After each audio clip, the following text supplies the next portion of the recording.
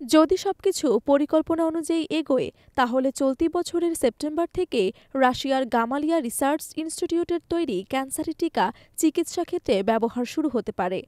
রাশিয়ার রাষ্ট্রীয় বার্তা সংস্থা রিয়া নবস্তিকে দেয়া এক সাক্ষাৎকারে প্রতিষ্ঠানটির পরিচালক আলেক্সান্দার গির্নসবার্গ এ তথ্য জানিয়েছেন। গির্নসবার্গের মতে টিকার অনুমোদনের জন্য ইতোমধ্যেই রাশিয়ার স্বাস্থ্য মন্ত্রণালয়ে আবেদন করা হয়েছে। অনুমোদন প্রক্রিয়া সুষ্ঠুভাবে সম্পন্ন হলে আগস্টের শেষ নাগাদ চূড়ান্ত অনুমোদন পাওয়া যেতে পারে। অনুমোদন পেলে সেপ্টেম্বরে চিকিৎসা ক্ষেত্রে এই টিকার ব্যবহার শুরু করা সম্ভব হবে। গ্যামালিয়ার তৈরি এই টিকা অনুমোদন পেলে এটি হবে বিশ্বের প্রথম ক্যান্সারের টিকা। এমআরএনএ প্রযুক্তিতে প্রস্তুত করা এই টিকা শরীরের রোগ প্রতিরোধ ব্যবস্থাকে বিশেষভাবে প্রশিক্ষিত করে তোলে। উল্লেখ্য, এমআরএনএ হল এক ধরনের প্রোটিন যা মানবদেহের ইমিউন সিস্টেমকে নির্দিষ্ট রোগের বিরুদ্ধে লড়াই করার দক্ষতা প্রদান করে। গির্নসবার্গ জানান, যাদের দেহে ইতোমধ্যে ক্যান্সার শনাক্ত হয়েছে তারা এই টিকা নিতে পারবেন।